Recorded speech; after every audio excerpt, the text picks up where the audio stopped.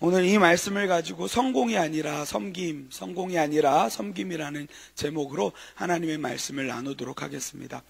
전에 한 그림을 본 적이 있습니다. 어떤 그림이었냐면 한 모녀 간의 이제 대화를 이제 다룬 이제 그림이었습니다.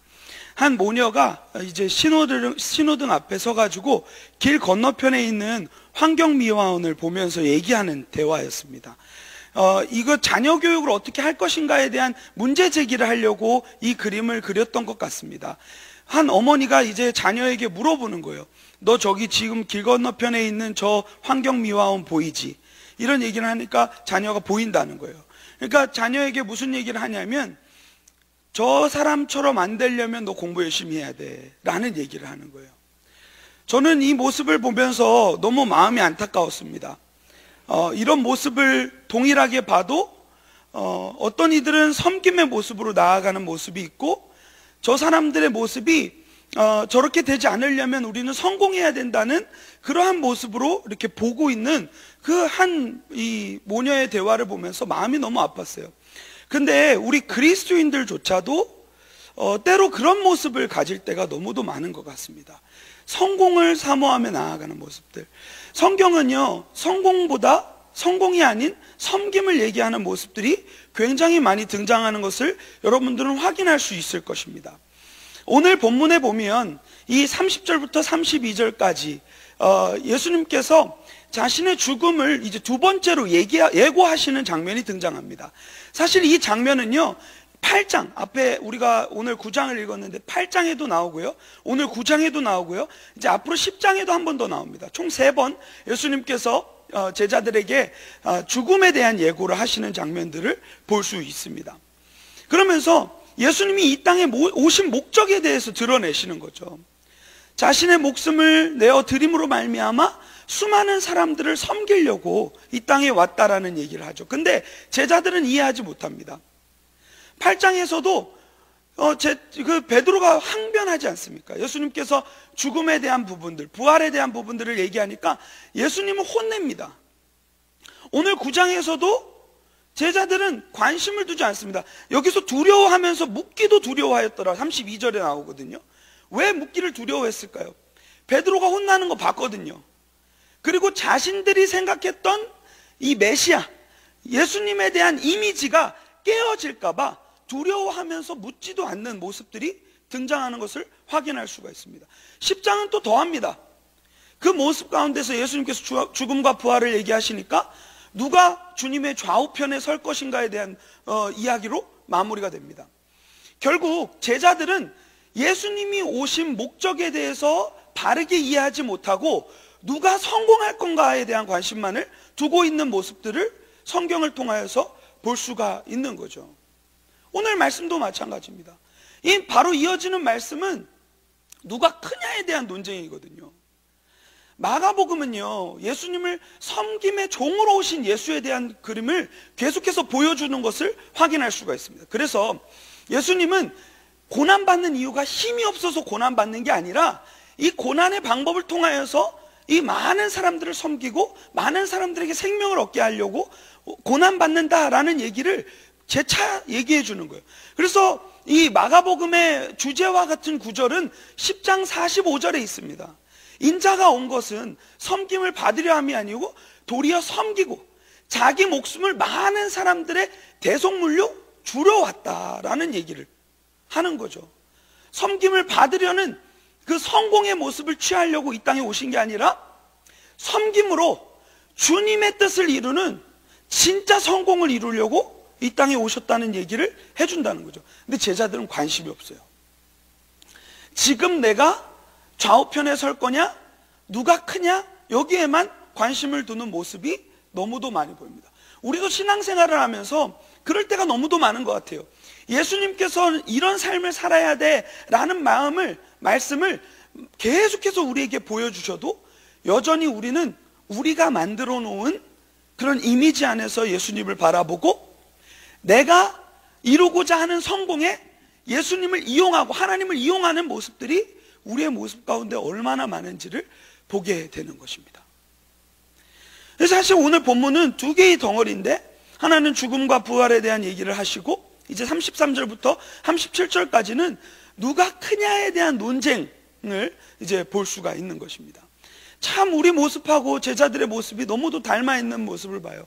예수님은 죽음을 통하여서 많은 사람들이 생명을 얻게 되고 구원을 얻게 되는 것에 대한 관심을 두고 이 땅에 죽으러 오셨다라고, 섬기러 오셨다라고 얘기하고 있는데 참 재밌습니다. 제자들은요, 예수님은 죽으러 오셨는데 제자들은 죽음에 관심이 없고 지위에 관심이 있습니다.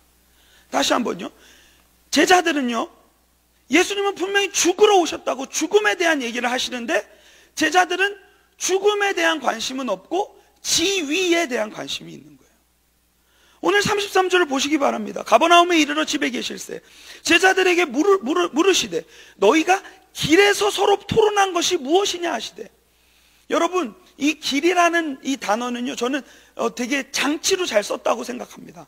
왜냐하면 이 길에서 예수님은 제자의 길을 가르쳐 주셨는데 이 길에서 제자들은요, 예수님의 제자의 길, 십자가의 길에 관심을 두지 않고 자신들의 성공의 길에 대해서 토론하는 장면을 보여주는 거 아닙니까?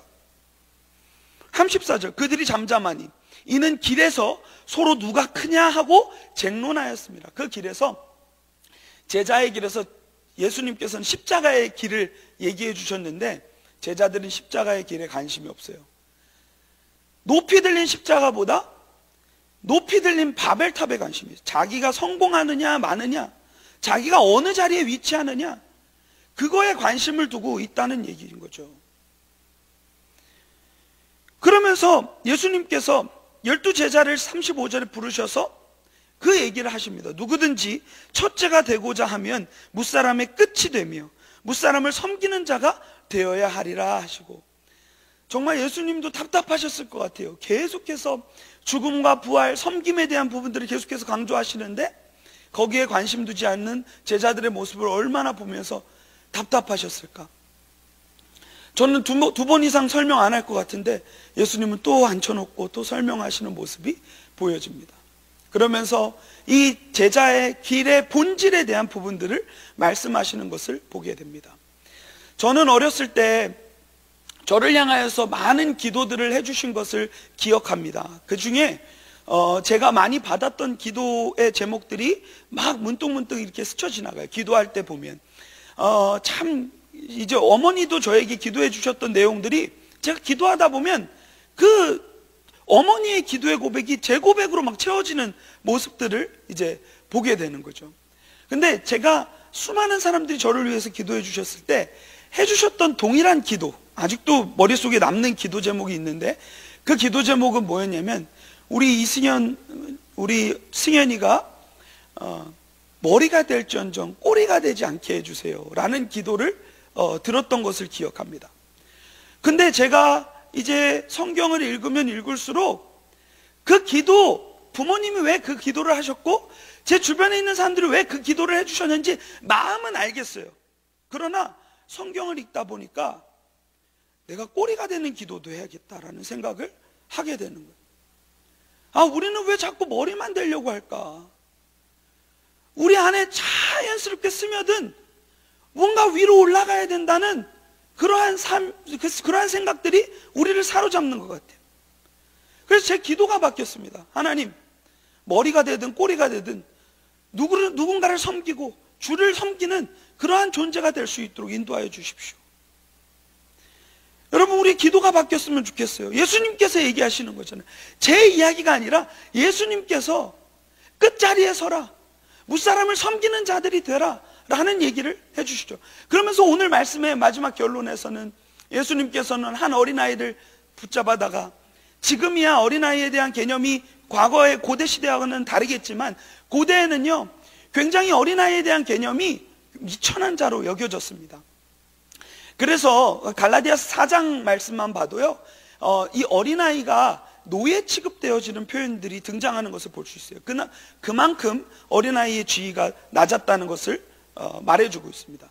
그런데 예수님께서는 그 어린아이를 섬기는 것이 우리가 살아내야 될 삶의 모습이다라는 얘기를 해주는 것이죠.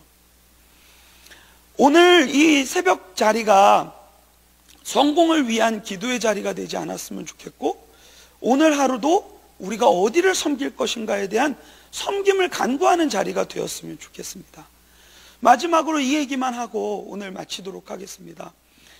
우리 한국에 1912년에 32살의 처녀의 몸으로 선교사의 걸음으로 이렇게 오신 이 서서평 선교사님에 대한 이야기를 나누고 오늘 말씀을 마무리하려고 합니다. 이 서서평 선교사님은요, 참 기구한 삶을 사셨습니다. 시간 관계상 그분의 삶을 다 설명할 수 없지만, 그분의 삶은 역사적으로나 여러 가지 부분에 있어서 너무도 많이 알려진 이야기입니다. 심지어는요, 이분이 광주에 가서 복음 전파 사역을 감당하셨는데, 광주에는요 아직도 서서평 길이 있습니다. 그 정도로 외국인 선교사였지만 한국에 그 사람의 이름을 따서 길을 만들 정도로 굉장히 너무도 대단한 삶을 사셨던 인물입니다. 그분은 원래 이름은 쉐핑입니다. 네. 근데 엘리자베스 요한나 쉐핑이라는 이름인데, 그 이름을 바꿔가지고 한국 이름으로 서서평, 한국 이름을 만들었어요. 천천히 평온하게. 그러면서요, 이 양장된 옷을 이제 벗어버리고 저고리를 입고, 하얀 저고리를 입고, 구두를 벗어버리고 검은 고무신을 신고, 빵과 숲을 먹어야 되는 사람인데 된장국을 먹어가며 많은 우리 한국 사람들에게 복음을 전했던 귀한 여성입니다. 32살의 처녀의 몸으로 와서 정말 한국인들과 똑같은 모습을 하면서 섬겼어요. 그러면서 그가 미국 파송으로 왔는데 미국 본부에다가 편지를 쓴 거예요. 뭐라고 편지를 썼냐면, 조선 땅에는 수많은 여성들을 내가 만나봐도 자신의 이름을 가진 여성이 없다는 거예요. 개똥이 엄마, 누구 엄마 이런 식으로 불리지 자기 이름을 가진 여성이 없다는 거예요. 그래서 그 여성들의 이름을 지어주기도 하고 교육을 감당하기도 하고, 수많은 특별히 14명의 이제 고아들을 입양해서, 특별히 그 중에는 한센병 환자까지도 입양해서 길러내고, 38명의 과부들을 늘 더불어 살아가면서 섬기며 나아갔던 인물입니다. 그가 계속해서 섬기면서 나아가고, 그 54세 때 이제 소천하는 일들이 일어납니다.